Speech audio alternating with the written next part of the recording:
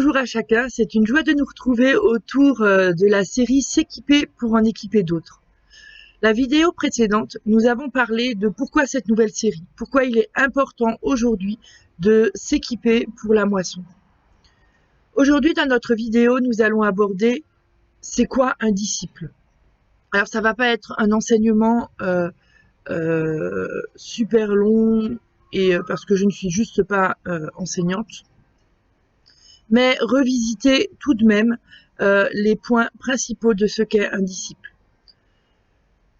Déjà, dans le dictionnaire, que nous dit le dictionnaire sur un disciple? C'est un étudiant, un élève qui apprend, qui est enseigné pour grandir en connaissance, en savoir et en mise en pratique, jusqu'à ce que cela devienne une habitude. Donc nous voyons bien que même dans le dictionnaire, il y a ce parallèle entre la tête, la connaissance, le savoir et la mise en pratique. Un disciple a un maître, un modèle. Et en tant que chrétien, notre maître, c'est Jésus-Christ. Notre modèle suprême est Jésus-Christ. Alors avant de continuer, j'aimerais faire un petit travail avec vous. Nous allons prendre quelques minutes et prendre une feuille de papier, un stylo, pour répondre à 3 questions. Pour vous, qu'est-ce qu'un disciple selon Jésus? Quelles sont les caractéristiques du disciple? Et enfin la 3e, dans quel domaine doit-il grandir? Et nous nous retrouvons tout de suite après que vous ayez répondu.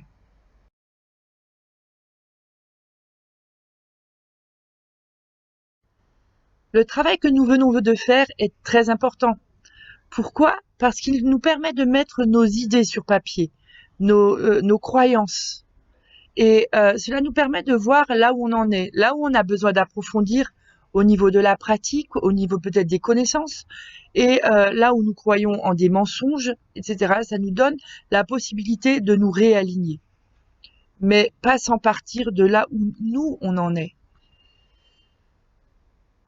Alors, commençons cet enseignement.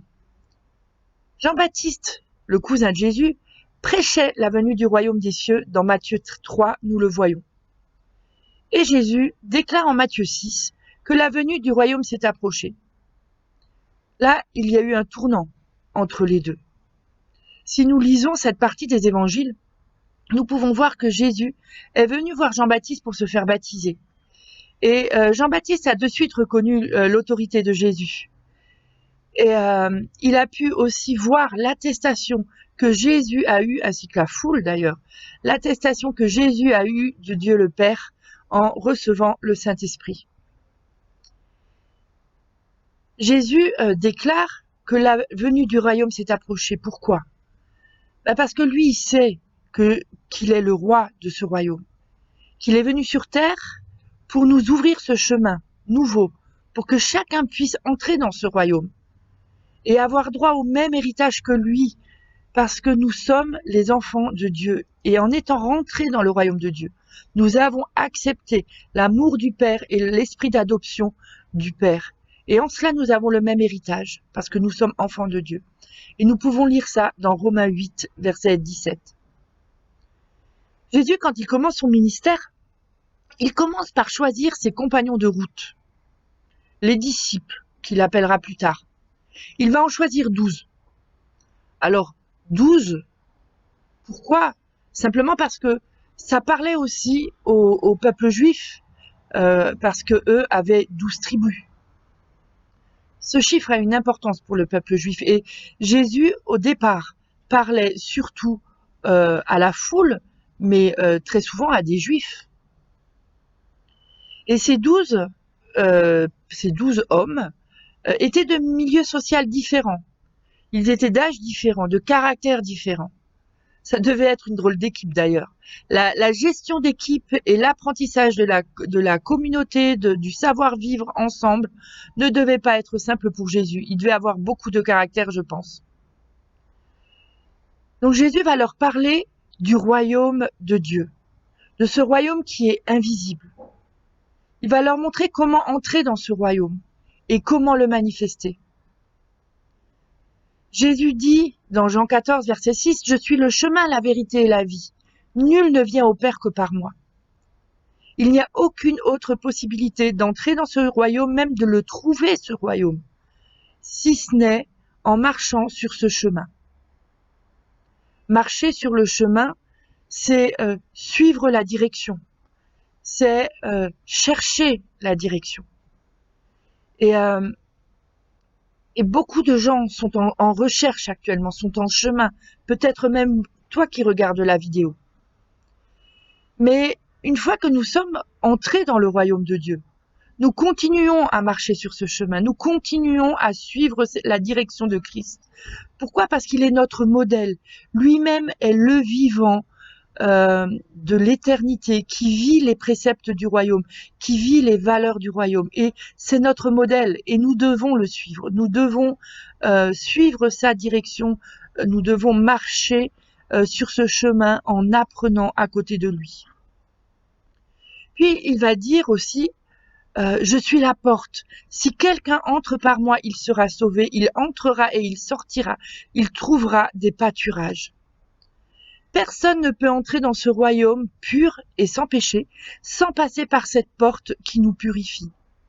Cela me fait penser un petit peu à ce sas dans la piscine, où après avoir pris notre douche et nous être lavés, nous passons encore par ce sas où nous avons un pédiluve et souvent une petite douchette qui nous prépare à l'entrée dans la piscine.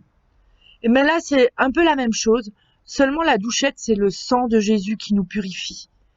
Et le pédiluve, le sang de Jésus qui nous purifie également dans notre marche.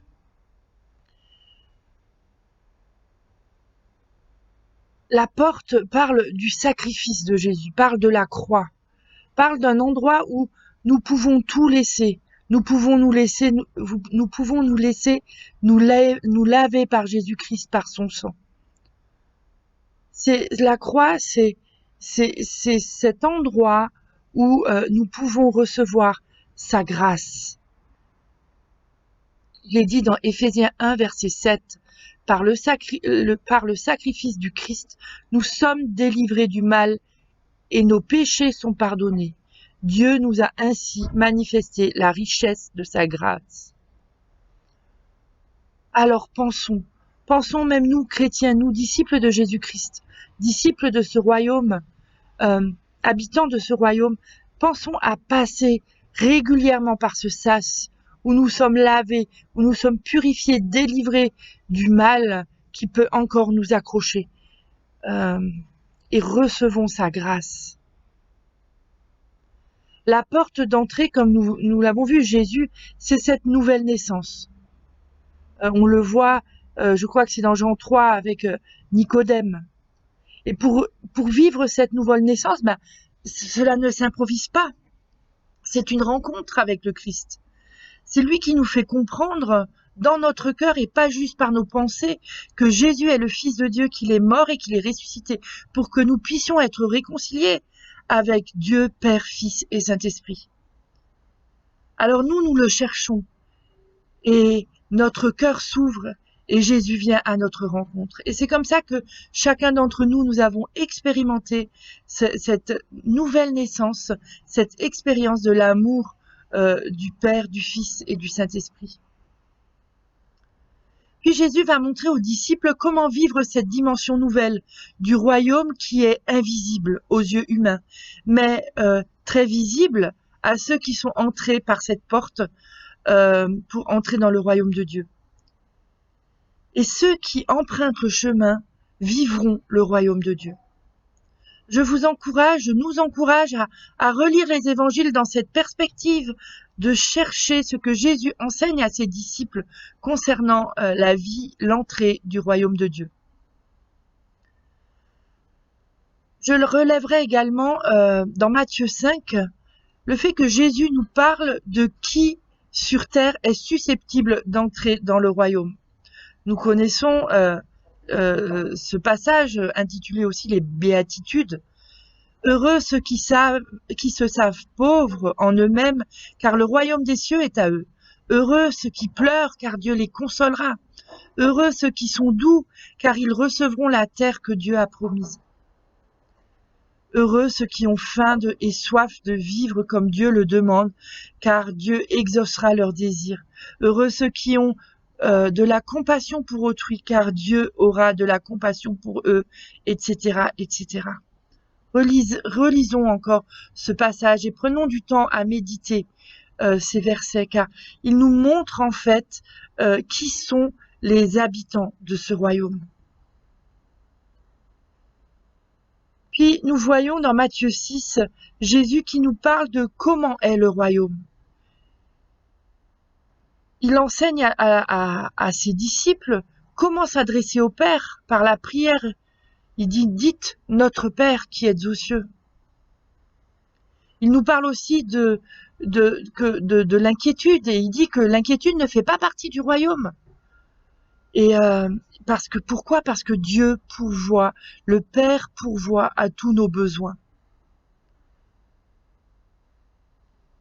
Les disciples vont apprendre de Jésus dans l'intimité. Ils voient comment Jésus relationne avec le Père. Ils voient le style de vie dans les profondeurs, c'est-à-dire dans les temps où Jésus est en joie, mais aussi dans les temps où Jésus est en grande tristesse, en grand questionnement, en grand désespoir. Et Jésus va aussi apprendre aux disciples à faire avec lui. Par exemple, la multiplication des pains, certaines guérisons, comment parler à la tempête. Jésus va leur montrer comment faire et dans quel état d'esprit le faire. Il va les rendre participatifs. Il fait avec. Et puis parfois, parce que les disciples sont dépourvus, ils ne savent plus faire, il va leur montrer comment faire. Puis Jésus va aussi les envoyer. Il va les faire expérimenter tout seuls. On voit dans les évangiles, Jésus va les envoyer deux par deux dans toute la Judée pour évangéliser, pour mettre en pratique ce qu'ils ont appris. Jésus savait, en choisissant les 12, qu'aucun n'était uniforme, n'était pareil, n'était semblable.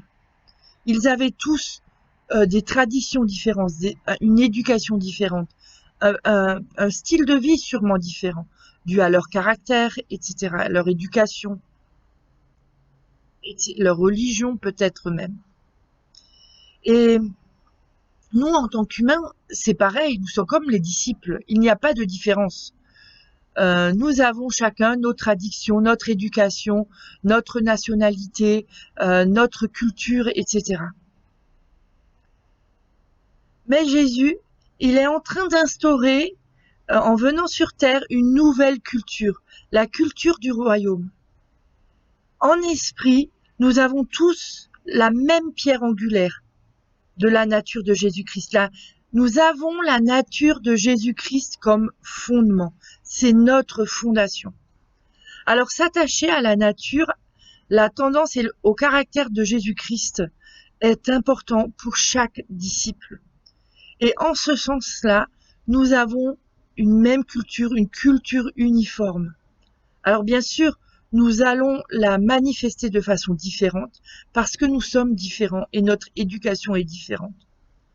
Et c'est là où je crois que nous, en tant que disciples, si nous voulons vivre dans l'unité, nous devons faire attention aussi à nos paroles, à notre regard sur autrui, qui est notre frère, qui est notre sœur.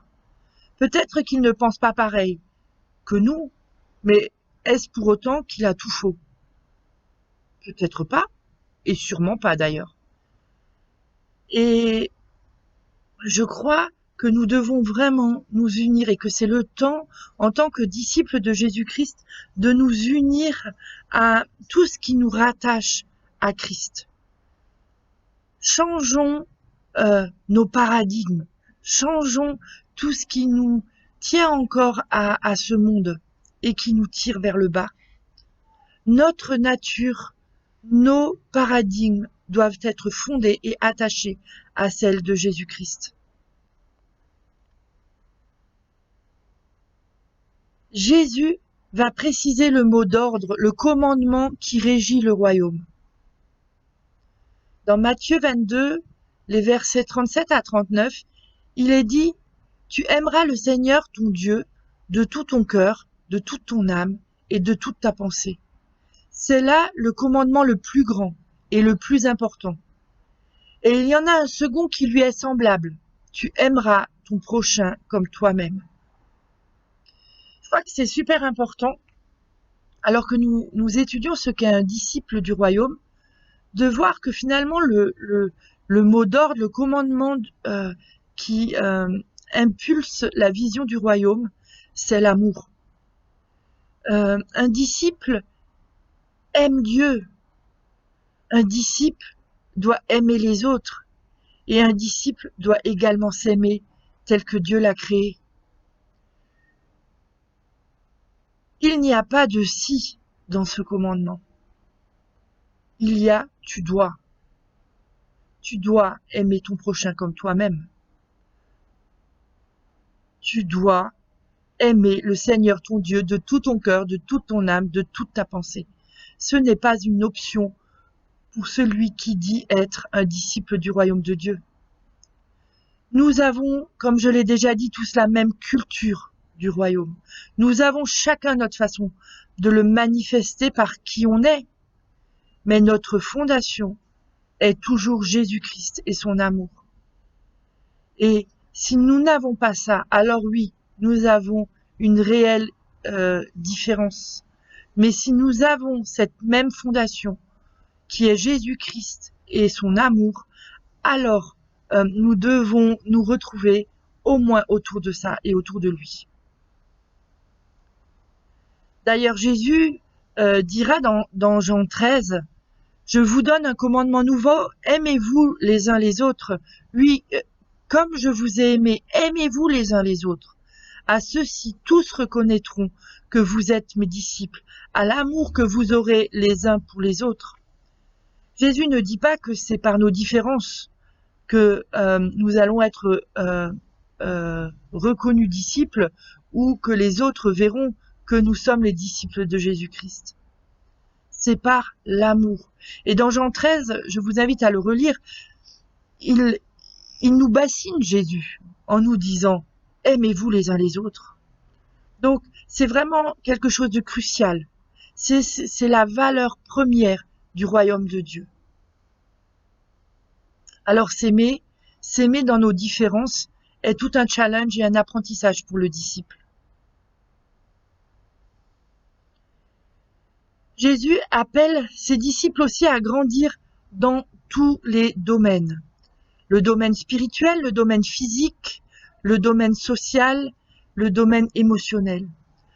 Vous pouvez lire dans Luc 2, verset 52, par exemple, et 10, verset 27, que Jésus grandissait en sagesse, en stature, mais aussi dans sa relation avec Dieu et avec les autres. Si Jésus avait besoin de grandir dans ces domaines-là, à plus forte raison, nous, disciples, nous avons besoin de trouver notre équilibre dans chacun de ces domaines. On voit que quelqu'un est citoyen de quelque part par la transformation de sa manière de vivre, tant au niveau aussi du caractère, des habitudes de vie, de ses valeurs, de sa façon même de s'exprimer. Tout ça va changer. Si je suis transformée par Dieu, alors la transformation de mon environnement va aussi se faire, parce que les gens vont se poser des questions. Si le peuple de Dieu continue à se laisser transformer et à vivre et à suivre Jésus comme disciple, en répondant à son appel, alors nous verrons les gens changer et nous verrons aussi notre nation changer, et ça j'en suis convaincue. Alors laissons-nous transformer par Dieu dans ces différents domaines de nos vies. Jésus va nous laisser aussi un ordre de mission pour chaque personne qui décide de le suivre. Et vous allez voir, Jésus ne dit pas « vous, évangélistes, allez ». mais il parle bien à tous ceux qui ont décidé de le suivre. Il dit dans Matthieu 28, les versets 18 et 20, Jésus s'approcha d'eux et leur parla ainsi. J'ai reçu tout pouvoir dans le ciel et sur la terre. Allez donc dans le monde entier. Faites des disciples parmi tous les peuples. Baptisez-les au nom du Père, du Fils et du Saint-Esprit. Et apprenez-leur à obéir à tout ce que je vous ai prescrit. Et voici, je suis moi-même avec vous chaque jour jusqu'à la fin du monde. Et Marc, il le dit un peu autrement au chapitre 16. Il dit, allez dans le monde entier pour annoncer la bonne nouvelle à tous les êtres humains. Celui qui croira et sera baptisé sera sauvé, mais celui qui ne croira pas sera condamné. Et voici à quel signe on pourra reconnaître ceux qui auront cru. Ils chasseront des esprits mauvais en mon nom, etc., etc. Un disciple est aussi disciple en tout lieu, là où Dieu le place. Et c'est ce que nous pouvons voir dans Matthieu 28, les versets 18 à 20. Le disciple est disciple dans sa famille, dans son travail, dans ses loisirs, dans l'église, dans les quartiers, dans la société, en cherchant à amener cette transformation du royaume de Dieu. Il n'y a pas de dichotomie, il n'y a pas de double vie.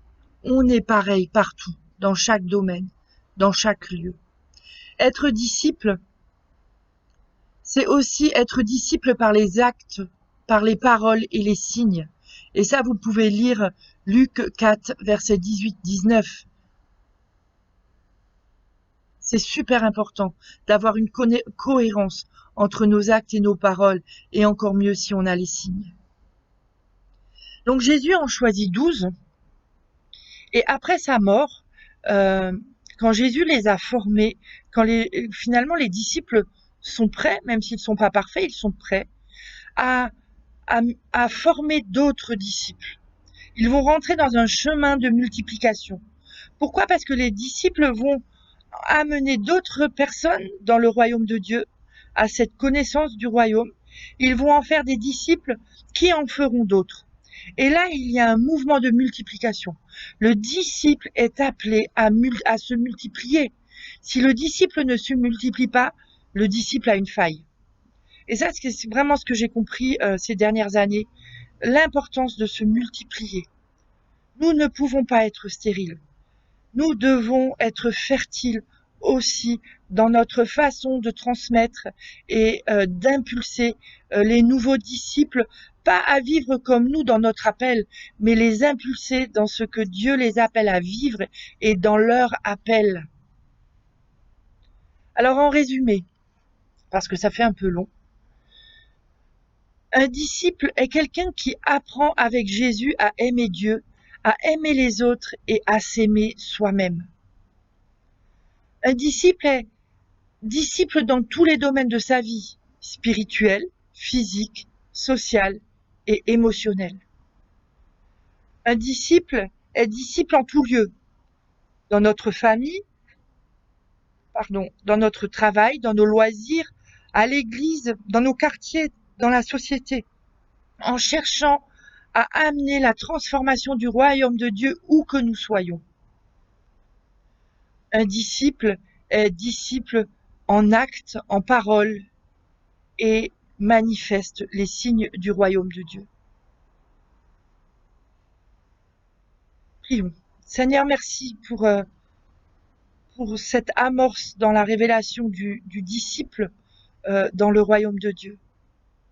Je prie, Éternel, que la puissance de la révélation vienne dans chacune de nos vies et nous amène dans une révélation plus profonde. Que nous puissions incarner pleinement, Seigneur, cette dimension du disciple qui se multiplie. Que nous puissions, Seigneur, être témoins partout, Seigneur, partout où nous vivons, dans nos quartiers, dans le bus, dans le métro, dans notre travail, qu'il y ait une nouvelle audace qui descende sur nous. Saint-Esprit, viens nous renouveler. Toi qui vis en nous, viens réimpulser cette vie. Et si cette vie est déjà là, viens mettre un feu nouveau, un feu qui nous amène à être tes témoins et à prendre cet ordre de mission à cœur, Seigneur, et à marcher avec foi. alors que notre société a besoin que nous puissions être des disciples radicaux pour toi, Seigneur. Alors, je prie, Éternel, que ton feu descende et impacte la personne qui est en train de regarder cette vidéo. Viens, Saint-Esprit, et souffle sur nos vies. Souffle sur nos vies et que nous puissions, Seigneur, avoir la spontanéité de prier pour les gens qui ne te connaissent pas. Que nous puissions avoir la simplicité de témoigner de qui tu es, de raconter ce que tu as fait auparavant, de ce que tu fais encore aujourd'hui. Alors merci, Saint-Esprit, et apprends-nous encore, que nous puissions être ces disciples qui apprenons jour après jour à tes côtés, et ensemble, en tant que frères et sœurs en Christ. Seigneur, que nous puissions aussi apprendre dans cette dimension horizontale à nous aimer les uns les autres, à nous soumettre les uns aux autres. Au nom puissant de Jésus-Christ. Amen.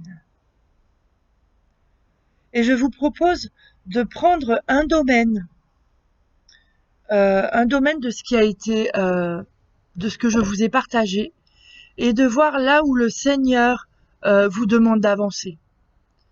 Nous avons parlé par exemple des domaines de nos vies où nous avons besoin de grandir, spirituel, physique, social, émotionnel. Peut-être que Dieu vous parle dans un de ces domaines à grandir et à changer, peut-être à fermer des portes pour pouvoir être un disciple plus stable et plus équilibré.